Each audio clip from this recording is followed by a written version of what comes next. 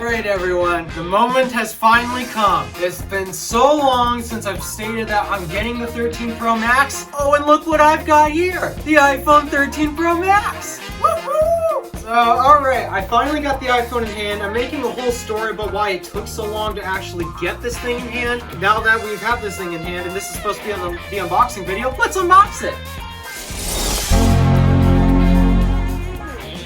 Alright, as you can see here, this is the iPhone 13 Pro Max. This is the Pro Max size because, of course, you should know me by now, guys, if you don't. Because I'm coming from an iPhone XS Max, it should be clear, you go big or you go home. That's how it works around here. Now that we've got the size of the way, this is the Sierra Blue, 256 gigs, so same storage as my previous phone. Let's get into this unboxing. Alright, so the reason why I got this phone is primarily because of the camera. The iPhone 13 came out with such impressive camera upgrades that despite that, I still hate the design of it. Seriously, Apple, please, you've got to fix this at some point. This is hideous. I've decided, you know what? Fine, I'll put up with the horrible design. I just want to get the cool camera features. That and possibly ProMotion and slightly better battery life, as my XS Max here has aged a decent amount. But alright, so now that we got the tabs off, this open, and oh wow, this is nice Sierra Blue. I could have gone for the gold option like I have with my gold XS Max, but I just realized, you know what, blue's my favorite color, and if I want to look at a gold phone, I'll just pull out the XS Max. So alright, yeah, I got the Sierra Blue. So okay, let's set that to the side real quick and take a look at our lack of accessories, because evidently this is a new thing with Apple. We got our Lightning to USB-C cable. I wish that this iPhone had USB-C as the port, not Lightning, but well, I guess beggars can't be choosers. Supposedly the iPhone 15 is rumored for USB-C, which is really exciting to me because duh, USB-C everything. That's how we also work around here. Okay, so there's the Lightning cable. We got some more documentation and such. What do we have in here? SIM ejector tool. I could really use that because my old one wore out. Legal documentation and a single Apple sticker. What? Just a single Apple sticker? Really?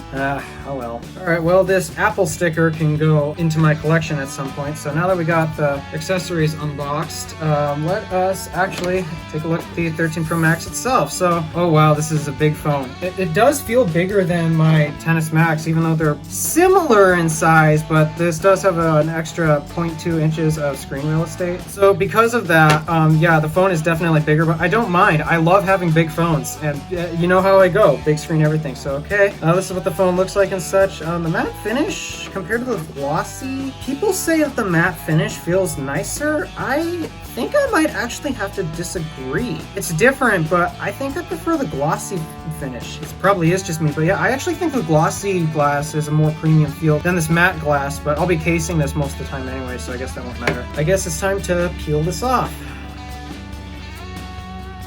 Wow, nice and clean. Now we get to turn it on for the first time. Another reason why I wanted this iPhone was the ProMotion display, because I can actually see ProMotion. Not as well as some other people, but I do notice it. I do notice it feeling smoother, like on my 16-inch MacBook Pro. Yep, I'm noticing it right now. This is the part where I get to set up the phone, and nothing else that's all that interesting will be shown here. So give me a minute to set up the phone.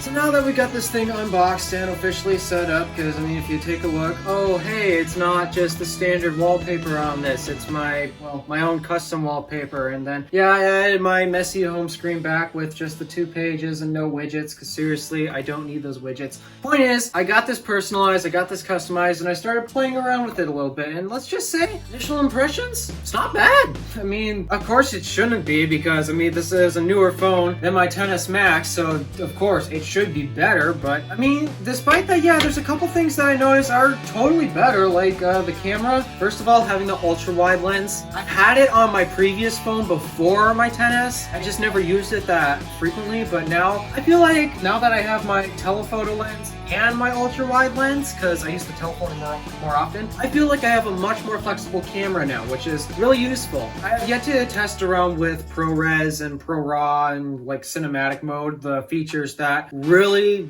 made me want to buy this iPhone. Stay tuned for future videos, I guess, where I'm going to test that. So yeah, the camera I can definitely tell is much better than my XS Max. That's kind of a given. I do wish though that it did have that, you know, this type of design instead instead of this messy camera on the back. I look at it and really, Apple, this is what you decided to do. I'm sorry, I still hate this. I can even daily drive this for a few days. I doubt that I'll ever get used to, I doubt that I'll ever learn to love it. I still hate it no matter what, but oh well. In order to get the camera performance that I wanted to upgrade for, I guess I'll have to tolerate it. Thank goodness I'm at least not getting that, whatever that monstrosity is that's coming to the 14 Pros. That's why I got the 13 Pro Max this late. It's because I do not want to deal with that monstrosity on the front of the display. I'm already dealing with the monstrosity on the back of the phone. I do not want to have to deal with the extra monstrosity on the front of the phone. If you need that explanation real quick as to why I got the 13 Pro Max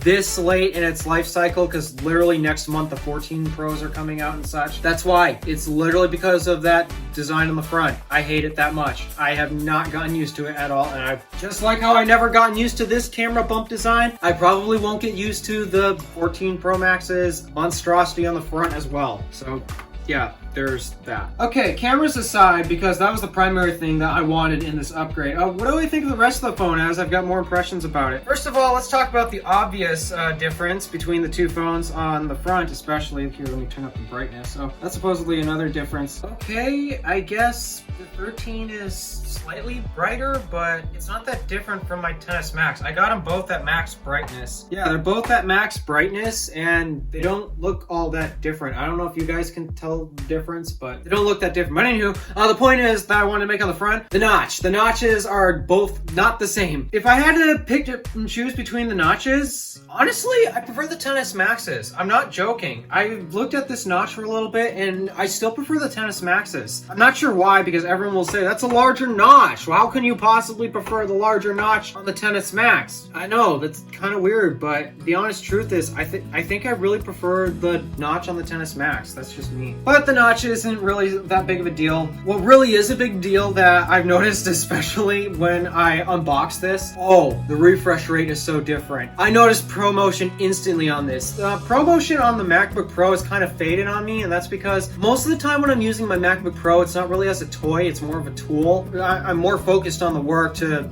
even notice the ProMotion display on that. But I've definitely gotten used to 120 hertz on that, and let's just say having that super smooth scrolling on this, like the home gesture is the biggest way I see it. Whenever I swipe home, oh geez, I love that 120 hertz buttery smooth animation. So good. Also, the display panel is an extra 0.2 inches larger than the XS Max. This is important if you're a big screen adamant person like I am, because yeah, I care about having the biggest display on an iPhone possible. And those are pretty much the initial impressions. I mean, last impression, I was a bit nervous about the blue because I've seen the Pacific Blue iPhone 12s in person, and I have to admit, holy crap, that is one pretty blue. I was worried that I wasn't gonna like this one as much, but now that I have it in person and I've seen it in a bunch of different lights, it's not that bad. And for the longest time, I've been debating, should I go for the blue one or should I go for the gold one? Because the blue is a bit of a risk. I am very picky about my blues. I wasn't sure if I was gonna like this shade of blue. I thought maybe I'll just play it safe and go with the gold. I mean, I like gold phones, but I decided, you know what? If I really want to look at a gold phone, I'll just pull out the XS Max and look at that.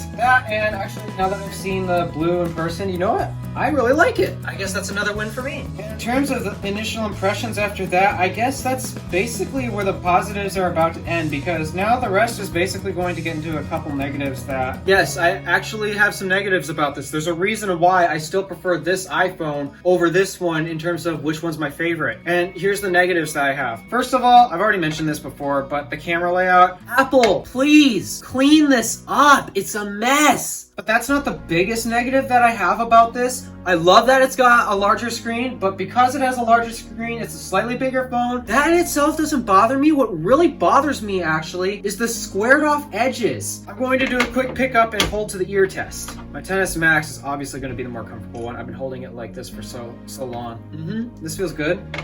How about the 13 Pro Max? No, I don't like that. That feels so uncomfortable. I wasn't happy when the 12s went to the squared off design. I'm still not happy that Apple is still doing the squared off design. I really do not like it because it feels so uncomfortable in the hand. And The fact that this phone is bigger than my XS Max, it makes it ever more uncomfortable to actually hold it up to my ear and such. Now I'm sure over time I'll get used to it, and I got a case on order as well, so that should help solve the sharp edge problem. But yeah, I'm not a fan of that. And other negatives that I have that I've noticed very quickly and is going to take me such a long time to have to get used to, it's the lack of 3D touch. I use 3D touch on my XS Max all the time. It is so useful. I really hate how Apple got rid of it. Apple designed 3D touch into a couple buttons, like for example, the flashlight. It's like you're pushing a real button. I love it so much. 3D touch and the flashlight button, for example, they were made for each other. Also 3D touch on the keyboard. When you ever have to select some text and highlight and such, 3D touch on the keyboard makes it so easy to do that. And because 3D touch is a thing on that, you can do a little force press while still holding onto the screen to highlight text. Meanwhile, I have no idea if you can do that same thing with, evidently it's called haptic touch. But yeah, when you tap the flashlight button, it feels so unnatural. It's still a long press and it's quick. I'll give it that. It's quick, but it just doesn't feel as natural as 3D touch with the iPhone XS Max. That feels so right. That feels so natural. And yet it doesn't. Why'd they get rid of it? I don't like that. The last negative, and it actually, I have to go back to the notch again, and this is a negative that I'm gonna frustrate me a lot. With the XS Max, the notch is somehow perfectly designed so that way no matter where you swipe on the right side of it, you always pull down the control center. See, watch. See, anytime I swipe anywhere near the right, like I'm brushing against the corner of it, I'm still activating control center. However, this thing, that's not the case. So obviously if I swipe from the very right, yep, control center happens, but what happens if I get closer to the notch, which is my usual habit of swiping? Oh, okay, well that worked that time. Oh, there we go. Yep, notification center, control center, notification center, notification center, notification center, notification center. See? This is the problem that I have with that. They really should have stuck up the control center touch area closer to the notch, just like it is on the iPhone XS, just like the previous notch design on the iPhone XS Max. They really should have done that, but no, they decided they didn't want to. They got a little lazy in that regard, so that's a bit frustrating. So those are my initial impressions of the 13 Pro Max. I have a dedicated video coming out on the vlog explaining how this purchase actually happened. Subscribe to the Random Alpha vlog and I'll share the story right there. This is my unboxing and first impressions of the iPhone 13 Pro Max. This will be my daily phone for the next few years until Apple decides to either clean up the design on their next ones and such, or I don't know. Apple, why are you doing this? This pains me so much. I'm really sad about doing this. I gotta leave on this final note. Guys, even though, yeah, I got the latest and greatest iPhone, even though it's going to stay that way for about a month, looking back at my XS Max, it's just, I prefer this over the 13 Pro Max, but I want those camera improvements. Yet still, I'm holding this right now, and the edges are much more comfortable to hold because they're rounded and such. Oh, the camera design on the back is just so beautiful. Johnny Ive really nailed this one. Why did he have to screw up the 11s and henceforth the following generations? The notch on this is, I don't know why, but even though it's bigger, it's more beautiful than on the 13 Pro Max.